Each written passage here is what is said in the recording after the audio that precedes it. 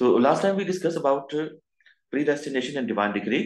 और उसमें हमने ये पढ़ा था कि each and everything is recorded by Almighty Allah in Lawh Mahfuz, and each and everything is in control of Almighty Allah. और हर चीज अल्लाह ताला के नॉलेज में है जो हम करते हैं या करेंगे। और उसमें हमने अल्लाह ताला के एट्रीब्यूट्स पे बात की थी कि Allah is omnipotent, Allah is omniscient, और उसका रिलेशन हमने डिस्कस किया था with divine decree and predestination. Then types of divine decree यहाँ से हम स्टार्ट करेंगे आज। So, divine decree can be divided into three types. First type is Mubram Hakiki. Okay? Mubram Hakiki is the first type. It means thing which is inevitable fate and not changeable. So कहते हैं मुबरम हकीकी, जो किसी तरह से भी change नहीं हो सकती, जो अल्लाह ताला ने इंसान के लिए तकदीर लिख दी है। ऐसा कोई इवेंट या ऐसा इंसिडेंट या ऐसा वाकया या कोई ऐसी चीज जो इंसान के लिए फिक्स हो चुकी है, दुआ से चेंज नहीं हो सकती। जिस रास्ते पे इंसान चल रहा है उस रास्ते पे उसको उस चीज का सामना करना पड़ता है, तो उसे मुबरम हकीकी कहते हैं। तो मुबरम हकीकी is the first type of तकदीर। सेकंड वन इज मुअल्लक महज। So मुअल्लक महज वो होती है which is pending in the books of the angels and can be changed। अहादीस में भी हमें मालूम होता है कि इंसान की तकदीर दुआओं से बदल बदल सकती है, नेक अमाल से इंसान की तकदीर बदल सकती है, वालदैन की दुआओं से बदल सकती है। हमारी जिंदगी में कोई ऐसा वाकया, कोई ऐसा इंसिडेंट होने वाला होता है जो हमारे लिए बड़ी आजमाइश होता है, जो हमारे लिए मुश्किल होता है। और ये पॉसिबल है कि हमारी दुआ की वजह से, हमारे नेक कामों की वजह से वो वाकया हमारे सामने ना आए, या वो आजमाइश या वो टेस्ट ना हो, और वो तकदीर हमारी जिंदगी में ना आए। तो इसे कहते हैं मुअल्लक़ महज़, कि जो पेंडिंग होती है। और अल्लाह ताला ने उनको एंजल्स को बता दिया होता है, एंजल्स को पता होता है कि ऐसा होगा, लेकिन फिर बाद में वो चेंज हो सकती है। और तीसरी जो है वो मुअल्लक शिबा मुबरम है। मुअल्लक होती है और शिबा मुबरम होती है, यानी which is not evidently shown to be pending in the books of the angels but it is in the knowledge of Allah. यानी एंजल्स को तो अल्लाह ताला ने नहीं बताया होता, लेकिन अल्लाह ताला के नॉलेज में होता है कि ऐसा होगा इस इंसान के साथ। That is a pending situation और can be change, for example by the दुआस और बाय अल्लाह's chosen servants, यानी अंबिया की दुआ से या नेक लोगों की दुआ से। तो it is that which is in the knowledge of Allah, जो कि मलाइका तक नहीं आई होती, लेकिन उससे पहले ही चेंज हो जाती है। अल्लाह ताला उसको चेंज फरमा देते हैं। तो ये मशहूर टाइप्स हैं तकदीर की। तो अच्छा, आप लिखे 6 और 7, ठीक है। ठीक है। जहां तक कुरानिक पैसेजेस के मुझे याद पड़ रहा है, हमने शुरू के 5 पैसेजेस से ज्यादा नहीं किए। आई थिंक फोर्थ तक किए हैं, और आई थिंक फिफ्थ जो है वो करना है अभी। और अहादीस में मेरा ख्याल है इतनी 4-5, इससे ज्यादा नहीं हुई। तो लेट्स सी, इसके बाद हम कुछ पैसेजेस और अहादीस को भी देखते हैं। तो एक टाइप्स आपको क्लियर है कि तकदीर की टाइप्स जो है वो एक अनचेंजेबल होती है, और बाकी जो है वो 2 चेंजेबल होती है। अनचेंजेबल जो है वो किसी भी तरह से चेंज नहीं हो सकती, और जो चेंजेबल है उसकी फर्दर 2 टाइप्स हैं। एक वो जो एंजल्स को अल्लाह ताला ने दे दी होती है और उसके बाद चेंज होती है, और एक जो है वो एंजल्स तक नहीं आई होती, लेकिन उससे पहले ही चेंज हो जाती है। तो इनके अरबिक टर्मिनोलॉजीज भी हैं, अगर आप याद कर सकते हैं तो ठीक है। अगर नहीं भी याद करते तो आप इसको चेंजेबल और अनचेंजेबल कहते हैं, तो भी टाइप्स में इतना काफी है। अच्छा, इसके बाद हम ये देखते हैं कि एक क्वेश्चन आता है कि relationship between belief in God's divine decree and human responsibility. तो हमारी क्या जिम्मेदारी है जब हमें ये पता है कि तकदीर अल्लाह ताला की तरफ से होती है, तो हम किस तरह रिस्पॉन्सिबल है। आप इसमें कोई कंट्रीब्यूट करना चाहेंगे कि what is human responsibility towards तकदीर और डिवाइन डिग्री? जी, सालार आप कुछ कहेंगे कि हमारी क्या रिस्पॉन्सिबिलिटी हो सकती है? सर जी जी। सर हमें अल्लाह की रज़ा में राज़ी होना चाहिए। बिल्कुल ठीक है। यानी जितनी भी मुश्किल सिचुएशन आए, जितनी भी डिफिकल्टीज आए, हमें अल्लाह ताला पे ट्रस्ट रखना चाहिए, भरोसा रखना चाहिए, और जो अल्लाह ताला की तरफ से हो उसमें राजी होना चाहिए। अगर हमारी कोई फ्लाइट मिस हो जाए या कोई और ऐसा इंसिडेंट हो जो बज़ाहिर हमें लग रहा है कि हमारे लिए नुकसान है उसमें, लेकिन अल्लाह ज्यादा बेहतर जानते हैं, हो सकता है उसमें हमारे लिए फायदा हो। So divine decree means that everything good और bad, all moments of happiness, sorrow, pleasure and pain come from Allah. और फिर इसमें हमें ये जानना चाहिए कि अल्लाह नॉलेज इज इनफॉलिबल। ठीक है। और अल्लाह ताला जो वो इंडिफरेंट नहीं है इस दुनिया के हवाले से। अल्लाह ताला अपनी मर्जी से फैसला फरमाते हैं। अल्लाह ताला ने इस दुनिया को बना के छोड़ नहीं दिया कि खुद ब खुद चलती रहे, ऐसा नहीं है। बल्कि अल्लाह ताला जो है इस दुनिया को देख रहे हैं, इस दुनिया के मामलात में इंटरफेयर भी फरमाते हैं, लोगों की तकदीर को बदल भी देते हैं। और Allah is wise and loving, but this should not be make us fatalist. ठीक है। फैटलिस्ट का मतलब ये होता है कि हम ये सोचें कि सब कुछ अल्लाह ताला की मर्जी से होता है और हम रिस्पॉन्सिबल नहीं है अपने एक्शंस के, और तकदीर ही सब कुछ कराती है। और throwing up our hands and saying what's the point of making an effort। अगर हम ये समझना शुरू कर लें कि एफर्ट का कोई फायदा नहीं है, हमारी कोई रिस्पॉन्सिबिलिटी नहीं है, जो होता है वो होता रहेगा, तो इसका मतलब है वी आर गेटिंग फैटलिस्ट। तो इस्लाम हमें ये बताता है कि हमें फैटलिस्ट नहीं होना चाहिए, यानी सब कुछ तकदीर के रहमो करम पे नहीं छोड़ना चाहिए। हमारी भी रिस्पॉन्सिबिलिटी है, और हमारे एक्शंस जो हैं उनके मुताबिक जो है वो हमारी तकदीर और हमारी डीड्स जो हैं वो, और उनका जो रिवॉर्ड एंड पनिशमेंट है वो उसके मुताबिक होता है। तो हम रिस्पॉन्सिबल हैं। Further, we see that God's foreknowledge does not compromise human responsibility। अल्लाह ताला चूंकि पहले से जानते हैं, तो इसका ये मतलब नहीं है कि हमारी कोई जिम्मेदारी नहीं बनती है, और अल्लाह ताला की मर्जी से ही सब हो रहा है। हमारा जो फ्री विल है वो नहीं है, ऐसा नहीं है, हमारी फ्री विल का भी इसमें रोल है।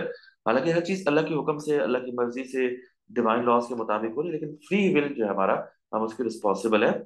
और अल्लाह ताला ने हमें अकाउंटेबल बनाया है for what we can do. जो हम कर सकते हैं उसके अकाउंटेबल है, जो हमारी कैपेसिटी के अंदर है उसके हम अकाउंटेबल है, लेकिन जो हमारी कैपेसिटी से बाहर है उसके हम अकाउंटेबल नहीं है। और अल्लाह ताला हमसे उन चीजों के बारे में नहीं पूछेंगे जो हम नहीं कर सकते थे। तो ये भी इस बात को शो करता है कि each and everything is in Allah's control. Allah ताला ने उसमें से जितना कंट्रोल हमें दिया है, जितनी जितना एक्सेस हमें दिया है चीजों का, जितना हमारी कैपेसिटी में रखा है, उतने ही हम रिस्पॉन्सिबल हैं, उतने ही अकाउंटेबल हैं। उससे हट के अकाउंटेबल नहीं है। तो हमारी अकाउंटेबिलिटी भी जो है वो लिमिटेड है। तो हमारी जो जजमेंट होगी वो भी उसी अकाउंटेबिलिटी के अंदर रहते हुए लिमिटेड जजमेंट होगी। जो काम हम नहीं कर सकते, जो हमारी कैपेसिटी से बाहर है, उसके हम आंसरेबल भी नहीं है। इससे हमें फर्दर ये पता चलता है कि अल्लाह इज जस्ट, यानी अल्लाह ताला इंसाफ फरमाने वाले हैं। और जो रिस्पॉन्सिबिलिटी अल्लाह ताला ने हमें दी है वो लिमिटेड है, तो अल्लाह ताला उसी के मुताबिक हमें जज करेंगे। तो it shows Allah justice, Allah ultimate justice. और कुरान में भी है कि ला इकराहा फिद दीन, कि किसी पर भी जबर नहीं है दीन के मामले में। और अल्लाह ताला किसी पर भी उसके कैपेसिटी से ज्यादा, और जितना वो बर्दाश्त कर सकता है उससे ज्यादा बर्डन नहीं डालते। अच्छा, इसमें फर्दर हम ये देखते हैं कि Allah knows what the creatures will do, encompassing everything by his knowledge। whoever refuses this denies God's perfection। अगर हम अल्लाह ताला के omniscient होने को डिनाई कर दें, तो इसका मतलब है कि हम ये मानने लगे हैं कि अल्लाह ताला इज नॉट परफेक्ट, जो पॉसिबल नहीं है। तो Allah knowledge is perfect, Allah power is perfect. और अगर कोई शख्स ये समझे कि अल्लाह ताला को किसी चीज का इल्म नहीं था, या अल्लाह ताला नहीं जानते थे, तो इसका मतलब है कि he is attributing ignorance to almighty Allah, या फॉरगेटफुलनेस। तो ये दोनों चीजें अल्लाह ताला की जात में नहीं है। वो कुछ भूलता भी नहीं है, इग्नोर भी नहीं करता, और किसी से ला इल्म भी नहीं है। हर चीज के बारे में अल्लाह ताला जानता है। अल्लाह ताला में कोई डेफिशिएंसी नहीं है, उसके नॉलेज में, उसकी पावर में कोई डेफिशिएंसी नहीं है। And he is free to do whatever he wants to do. और हमारा नॉलेज, हमारी पावर भी अल्लाह ताला की अता के मुताबिक है, जितना उसने हमें दिया है। फिर हम इसमें रिकॉर्डिंग नजर आती है, इसको भी आप मेंशन कर सकते हैं कि लौहे महफूज में अल्लाह ताला रिकॉर्ड कर रहे हैं, और हमें रिस्पॉन्सिबल होना चाहिए। हमारी हर चीज हमारे सामने आ जाएगी, और इंसान की हर चीज, उसकी नीयत, हर चीज जो वो लिखी हुई होती है। तो we should be responsible, we should be careful. हमें तकवा इख्तियार करना चाहिए, गॉड फेयरनेस इख्तियार करनी चाहिए, गॉड कॉन्शियसनेस इख्तियार करनी चाहिए। तो ये सारी चीजें भी हमें इससे सीखने को मिलती हैं कि इंसान को तकवा इख्तियार करना चाहिए, और सेल्फ अकाउंटेबल होना चाहिए, हर वक्त कॉन्शियस होना चाहिए कि अल्लाह ताला ना सिर्फ हमें देख रहे हैं, बल्कि रिकॉर्ड कर रहे हैं। और वो सारी चीजें अल्लाह ताला हमारे सामने पेश करेंगे, तो हमारे सामने उसको डिनाई करने का कोई रास्ता नहीं होगा। इसमें फर्दर हमें ये नजर आता है कि अल्लाह ताला जो कि क्रिएटर है, तो अल्लाह ताला ने हर चीज को पैदा किया है और उसके लिए एक मेजरमेंट रखी है, हर चीज को मेजर्ड तरीके से पैदा किया है। तो तकदीर में भी हमें ये चीज नजर आती है कि हर चीज मेजर्ड है। लॉज ऑफ नेचर जो है वो भी मेजर्ड है, रूल्स रेगुलेशंस के मुताबिक है। तो ये डॉक्ट्राइन हमें ये सिखाता है कि इंसान की जिंदगी में हर चीज और हमारे इर्द गिर्द जितनी भी चीजें मौजूद है इस कायनात में, वो तमाम एक अंदाजे के मुताबिक है, मेजरमेंट के मुताबिक है, रूल्स रेगुलेशंस के मुताबिक है, उन प्रिंसिपल्स के मुताबिक है जो अल्लाह ताला ने सेट किए हुए हैं। तो हमें इन सारी चीजों को एक्सेप्ट करना है। हमारी मटेरियल लाइफ है या स्पिरिचुअल लाइफ है, दोनों प्री डेस्टिन्ड है, लेकिन फिर भी हमारे पास फ्री विल है। ठीक है। तो फेट इज नॉट ब्लाइंड। ठीक है। और लेंथलेस या आर्बिट्ररी, तकदीर बिल्कुल ब्लाइंड तरीके से काम नहीं करती, बल्कि हमारी मर्जी के मुताबिक ही काम करती है। जो हम चॉइस चूज कर लेते हैं उसके मुताबिक फिर हमारे सामने और चॉइसेस आती हैं।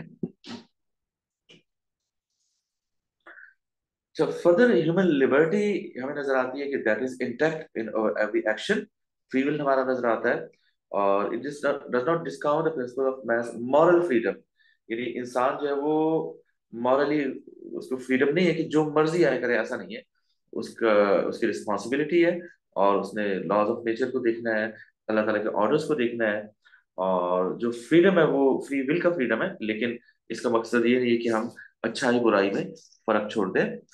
फर्दर हम देखते हैं कि man is not helpless creature born along with destiny, rather each person is responsible for his acts। तो इसको भी आप रेफर कर सकते हैं।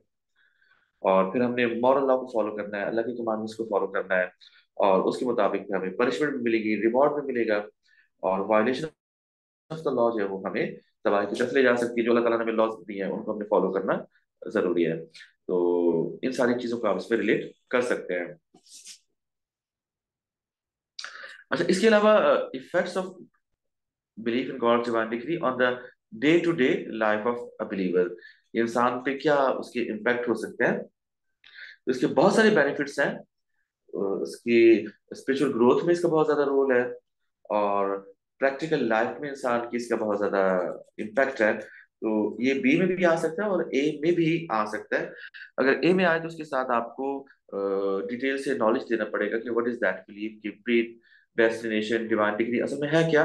फिर उसके बाद आप ये सारे पॉइंट्स डिस्कस करेंगे कि इसका इम्पैक्ट क्या है। तो ये हमारे अल्लाह ताला पे बिलीफ को स्ट्रेंथन करता है। इंसान ये रियलाइज करता है कि हर चीज अल्लाह ताला के कंट्रोल में है, और इंसान जो है वो अल्लाह ताला पे उसका ट्रस्ट बढ़ता है, अल्लाह ताला पे वो रिलाय करना शुरू करता है। और उसको ये एहसास होता है कि मेरी जिंदगी अल्लाह ताला की अमानत है, और मुझे ये अल्लाह ताला के ऑर्डर्स के मुताबिक गुजारनी है। तभी मैं उस रास्ते पे चलूंगा जो एक्चुअली मुझे सक्सेस की तरफ लेके जाएगा। सक्सेस और तबाही, बर्बादी, या अच्छा रास्ता, बुरा रास्ता, सबका बनाने वाला अल्लाह ताला है, लेकिन चॉइस हमारे इख्तियार में है, हमारे हाथ में है। तो ये सारी चीजें हमें समझ आती हैं। Further, a person tries his best, at the same time he relies on the God for the final outcome। हम अल्लाह ताला पे भरोसा करते हैं, अपनी पूरी कोशिश करते हैं, लेकिन उसके साथ साथ हम अल्लाह ताला से मदद मांगते हैं, हेल्प मांगते हैं कि अल्लाह ताला हमें सीधे रास्ते पे चलाए। सूरत फातिहा में भी हम ये कहते हैं कि ये अल्लाह में उन लोगों के रास्ते पे चला जिन पे अल्लाह ताला ने इनाम फरमाया। हालांकि हमें ये पता होता है कि हमारा फ्री विल है, हमारी मर्जी है, हम सीधे रास्ते पे चल सकते हैं, लेकिन हम अल्लाह से हेल्प मांगते हैं कि जहां कहीं हम गलत रास्ते की तरफ जा रहे हो, कोई ऐसा डिसीजन ले रहे हो जो कि हमें नुकसान पहुंचा सकता हो, तो फिर हम अल्लाह ताला से मदद मांगते हैं कि अल्लाह ताला हमें गलत रास्ते से सही रास्ते की तरफ गाइड फरमा दे। आपके ख्याल में आपको क्या लगता है कि क्या अल्लाह ताला तकदीर के मामले में इंसान के कामों में इंटरफेयर करते हैं? गलत रास्ते पे चलते हुए इंसान को सही रास्ते पे आपके ख्याल में किस तरह अल्लाह ताला भेज सकते हैं? जी ताहा, आप बताइए, आपको क्या लगता है कि हमारी जिंदगी में अगर कभी हम गलत रास्ते पे चल रहे हो, तो क्या अल्लाह ताला इंटरफेयर करते हैं इंसान के काम में, खास तौर पर नेक लोगों के? जी। जी सर, साइंस देते हैं कि आप बिल्कुल ठीक है। डिवाइन साइंस मिलते हैं। बिल्कुल ठीक है। तो आपके साथ कभी ऐसा हुआ, कोई डिवाइन साइन आपके सामने आया हो, और कोई काम ऐसा जो आप कर रहे हो, आपको लगा हो कि ये गलत है, आपने छोड़ दिया हो? सर वो पहले नमाज पढ़ने में मुश्किल होती थी, फिर अल्लाह ने साइन दिया तो अब 5 वक्त की नमाज पढ़। That's good, that's good. तो अल्लाह ताला की तरफ से साइंस भी हो सकते हैं, और अल्लाह ताला की तरफ से जो है वो कभी कभी ऐसा होता है कि इंसान इतनी मुश्किलों में फंस जाता है, तो उसको आइडिया होता है कि अगर मैं अल्लाह ताला से हेल्प मांगू तो अल्लाह ताला फिर उसको वहां से निकाल देते हैं डिफिकल्ट सिचुएशन से। तो फिर उसको आइडिया होता है, एहसास होता है कि अल्लाह ताला मौजूद है, मेरी हेल्प करने के लिए मौजूद है। अल्लाह ताला इंसान के दिलों में भी बात डाल देते हैं, जिससे इंसान जो है वो सही रास्ते की तरफ मुड़ जाता है। अब देखिए कुरान में ये मेंशन है कि हजरत मूसा अलैहिस्सलाम की मदर परेशान थी कि मूसा अलैहिस्सलाम को फिरौन से कैसे बचाया जाए, क्योंकि फिरौन हर बच्चे को, जो भी बच्चा बनी इसराइल में पैदा होता, उसको कत्ल करवा देता था। तो मूसा अलैहिस्सलाम की वालदा के दिल में अल्लाह ताला ने बात डाली कि एक बॉक्स बना के, लकड़ी का बॉक्स बना के उसमें बच्चे को डाल दिया जाए तो बचाया जा सकता है। तो उन्होंने ऐसा ही किया। तो अल्लाह ताला ने उस बॉक्स को फिरौन के घर में पहुंचा दिया, और मूसा अलैहिस्सलाम जो वो फिरौन के घर पे बड़े हुए। तो ये तकदीर थी, रास्ता अल्लाह ताला ने मूसा अलैहिस्सलाम की वालदा के जहन में डाल दिया, तो फिर वो उस तकदीर की तरफ चले गए। फिर हम ये इसमें देखते हैं कि हमारा जो हार्ड वर्क है, हमारी इंटेलिजेंस है, अगर जब हम तकदीर पे ईमान रखते हैं तो ये चीजें हमें एरोगेंट नहीं बनाती। हम हम्बल, डाउन टू अर्थ हो जाते हैं, और ये रियलाइज कर लेते हैं कि हर चीज का सोर्स अल्लाह ताला है। हम ठीक है, हार्ड वर्क कर रहे हैं, हम कोशिश कर रहे हैं, लेकिन एफर्ट्स का जो नतीजा है, रिवॉर्ड है, वो अल्लाह ताला की तरफ से होता है। अब देखना, बहुत से बच्चे, बहुत से स्टूडेंट्स बहुत हार्ड वर्क कर रहे होते हैं कि उनका अच्छा ग्रेड आए, ए स्टार ग्रेड आए। हार्ड वर्क अपनी जगह पे है, लेकिन हार्ड वर्क के साथ साथ जो फाइनल रिजल्ट होता है वो अल्लाह ताला की ब्लेसिंग पे, अल्लाह ताला के फजलो करम पे होता है। हम अपनी एफर्ट से, सिर्फ अपनी एफर्ट से सक्सेस हासिल नहीं कर सकते। तो ये मुसलमानों का बिलीफ है कि हम अल्लाह ताला की हेल्प के बगैर अल्टीमेट सक्सेस हासिल नहीं कर सकते। तो हमें अल्लाह ताला से हेल्प मांगते रहना चाहिए। इसके साथ साथ हमें पीस ऑफ माइंड मिलता है जब हमें ये रियलाइज होता है कि हमारे हर काम में अल्लाह ताला की मर्जी शामिल है, और अल्लाह ताला is the one who is the wise. और हमारे जो एक्शंस हैं उनमें अल्लाह ताला का विजडम हमें नजर आना शुरू हो जाता है। उसमें हमें अल्लाह ताला का फजल करम नजर आना शुरू हो जाता है कि किस तरह अल्लाह ताला ने हमें नुकसान से बचाया, गलत रास्ते पे चलने से बचाया, किस तरह अल्लाह ताला ने हेल्प आउट किया। तो हमारा अल्लाह पे ईमान मजबूत हो जाता है, और ultimately it takes us to the peace of mind, जहाँ पे हम अल्लाह ताला की डिसीजंस में, अल्लाह ताला के विजडम में राजी होते हैं, कॉन्टेंट हो जाते हैं, और अल्टीमेटली नफ्स मुतमइन्ना जो स्टेज है उसकी तरफ हम चले जाते हैं। फर्दर हमें इसमें ये नजर आता है कि हम ये बात रियलाइज कर लेते हैं कि कोई भी चीज विदाउट पर्पस नहीं होती। हमारी जिंदगी में कोई भी इंसिडेंट, कोई भी वाकया, कोई भी काम किसी पर्पस के बगैर नहीं होता। वो पर्पस अल्लाह ताला की तरफ से होता है। अच्छा, आपने मैसेज किया है कि okay, no problem, no problem. तो आप लेट हो गए, कोई इशू नहीं है। आपको समझ आ रहा है जो मैं बातें कर रहा हूँ, ये आपको क्लियर हो रही है? सर आप रिकैप कर सकते हो जो आपने स्टार्टिंग से बताया। ठीक है, मैं इसको पूरा करके फिर मैं इसको दोबारा रिवाइज करता हूँ। ये एंड हो जाए फिर मैं इसको ब्रीफली रिवाइज करता हूँ। ठीक है। तो हमें ये समझ आ जाती है कि कोई भी चीज जो विदाउट पर्पस नहीं है, और हमारी जिंदगी में कोई शख्स आता है, कोई इंसिडेंट होता है, और उसका कोई ना कोई पर्पस होता है अल्लाह ताला की तरफ से। और हम चीजों को इस तरह इग्नोर नहीं कर सकते कि किसी काम का कोई पर्पस नहीं था, विदाउट एनी पर्पस कोई चीज हो गई हमारी जिंदगी में, ऐसा नहीं होता। ठीक है। और if something misses him, he realize that it was never meant to be. अगर कोई चीज हमें नहीं मिलती तो इसका मतलब है कि अल्लाह की तरफ से यही था कि हमें ये चीज नहीं मिलनी थी, और इसी में हमारी बेहतरी है। तो इंसान को फिर इनर पीस मिलता है, और उसको रियलाइजेशन हो जाती है कि जो अल्लाह ताला का फैसला है वो ही जो है मेरे लिए बेहतर है। अच्छा, ये कुछ पॉइंट्स हैं, ये भी सेम जो हमने ऊपर डिस्कस किए। अच्छा, मैं थोड़ा सा रिकॉल कर देता हूँ कि हम अभी डिस्कस ये कर रहे थे कि इंसान की क्या रिस्पॉन्सिबिलिटी है जब हम ये समझते हैं कि अल्लाह ताला की तरफ से हर चीज डिवाइन है, डिवाइन डिक्री है, अल्लाह की तरफ से सेट है। तो इसमें इंसान की क्या रिस्पॉन्सिबिलिटी है? तो हमने बात की कि हमारी रिस्पॉन्सिबिलिटी बनती है कि हम हर चीज को अल्लाह ताला की तरफ एट्रीब्यूट करें, अल्लाह ताला के विजडम पे, अल्लाह ताला के फजल करम पे भरोसा रखें, और हम फैटलिस्ट ना हो जाएं कि हर चीज तकदीर के मुताबिक हो रही है तो हमने कोई एफर्ट नहीं करनी। हमारी एफर्ट जो है वो हमारे हर काम में शामिल है, तो हमें एफर्ट करनी है, उसके मुताबिक रिजल्ट मिलेगा। ये चीज हमने डिस्कस की थी। फिर हमने अकाउंटेबिलिटी, रिस्पॉन्सिबिलिटी की बात की थी कि अल्लाह ताला ने हमें अकाउंटेबल बनाया है, हमें अपनी अकाउंटेबिलिटी पे फोकस करना है। और हर चीज को अल्लाह ताला के ऑर्डर के मुताबिक करना है, तो ये तकदीर है। तकदीर में अच्छाई भी है, बुराई भी है। हम अच्छाई का रास्ता चुन लें तो इसका मतलब है कि हमने अच्छी तकदीर चुन ली और वो अल्लाह ताला के बताया हुआ रास्ता है, लेकिन फैसला हमने किया, फ्री विल हमारा था। फिर हमें अल्लाह ताला का जस्टिस नजर आता है, अल्लाह ताला का नॉलेज, फिर अल्लाह ताला ने कैसी चीजों को रिकॉर्ड किया, इन सारी चीजों को रिलेट कर सकते हैं। फिर हमें मेजरमेंट नजर आती है इस कायनात के अंदर, किस तरह अल्लाह ताला ने लॉज ऑफ नेचर को एक खास मेजरमेंट के हिसाब से बनाया हुआ है। और उन लॉज को हम डिस्कवर करते हैं। हमने मैथमेटिक्स को डिस्कवर किया, फिजिक्स, केमिस्ट्री, बायो, हमें ब्रांचेस बना ली नॉलेज की। लेकिन ये सारी की सारी चीजें जो है हमें मेजरमेंट नजर आती है। इसी वजह से हम चीजों को प्रिडिक्ट कर लेते हैं। हम बारिश को प्रिडिक्ट कर लेते हैं कि कब बारिश होगी, और काफी पहले से प्रिडिक्ट कर लेते हैं टेम्परेचर को, मौसम को, इन सारी चीजों को, क्योंकि हर चीज के अंदर एक मेजरमेंट है। इसी तरह हम केमिकल रिएक्शंस को प्रिडिक्ट कर सकते हैं।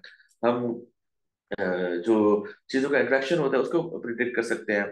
तो ये सारी प्रिडिक्शन इसलिए पॉसिबल है क्योंकि हर चीज को अल्लाह ताला ने मेजरमेंट के हिसाब से बनाया, और वो लॉज ऑफ नेचर है। और यही हमारी जिंदगी का पाथ है जो इन तमाम लॉज ऑफ नेचर से मिलकर सेट होता है।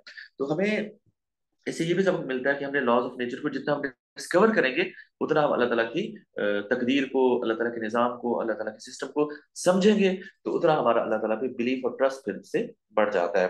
तो इन सारी चीजों को डिवाइन डिग्री से रिलेट किया जा सकता है। फिर हमारी इख्तियार को, फ्री विल को रिलेट किया जा सकता है कि हम हेल्पलेस क्रिएचर नहीं है। जो भी होता है अल्लाह की मर्जी से होता है, लेकिन उसमें हमारी मर्जी भी शामिल होती है। फिर पनिशमेंट एंड रिवॉर्ड, इन सारी चीजों को मैंने डिस्कस किया था। अच्छा, इसके बाद इफेक्ट्स में बात हुई है। इफेक्ट्स, ये जो चार्ट है ये भी इफेक्ट्स पे ही बात कर रहा है। इसमें भी आप देखिएगा कि किस तरह ट्रस्ट और रिलायंस बढ़ जाता है अल्लाह ताला का, अल्लाह ताला पे हमारा। तो ये इसकी डेवलपमेंट हो सकती है इस पॉइंट की, ये हमने ऊपर डिस्कस कर ली है। और एक्सेप्टेंस ऑफ अल्लाह विल, ये हमें नजर आता है कि हम अल्लाह ताला की मर्जी को कबूल करते हैं। हम अल्लाह ताला की मर्जी पे राजी रहते हैं और सब्र करते हैं। कोई नुकसान हो जाता है उस पर सब्र करते हैं। Can you tell me any sentence जो आमतौर पे बोला जाता है जब हमारा कोई नुकसान हो जाए? मुसलमान, कोई ऐसा सेंटेंस आपके ज़हन में है जो मुसलमान बोलते हैं किसी नुकसान की सूरत में, या कोई और ऐसा मामला हो जाए? कोई आपके ज़हन में है? देखिए, मुसलमान कहते हैं इन्ना लिल्लाहि व इन्ना इलैहि राजिऊन, उनके ये सब जो था अल्लाह की तरफ से था, अल्लाह की तरफ लौट गया। किसी की डेथ हो जाए तब भी हम ये कहते हैं कि अल्लाह की तरफ से था और अल्लाह ताला की तरफ लौट गया, तो अल्लाह ताला ने वापस ले लिया। तो इंसान जो है अगर अपनी डेस्टिनेशन को अच्छे से समझ ले, तो उसे फिर जो दुख होता है किसी चीज के चले जाने का, किसी चीज के छिन जाने का, अपने रिश्तेदारों रिलेटिव्स की दुनिया से चले जाने का, वो फिर नहीं होता, वो कम हो जाता है। कि उसे अंदाजा हो जाता है कि सब अल्लाह की तरफ से है। ह्यूमैनिटी, ग्रेटिट्यूड, सबर, शुक्र आ जाता है, और एंजाइटी और स्ट्रेस खत्म हो जाती है, और गुड डीड की तरफ हमारी इंकरेजमेंट होती है। तो इन सारी चीजों को आप डिस्कस कर सकते हैं, और इसको हमारी डेली लाइफ से रिलेट किया जा सकता है। तो any question regarding this belief?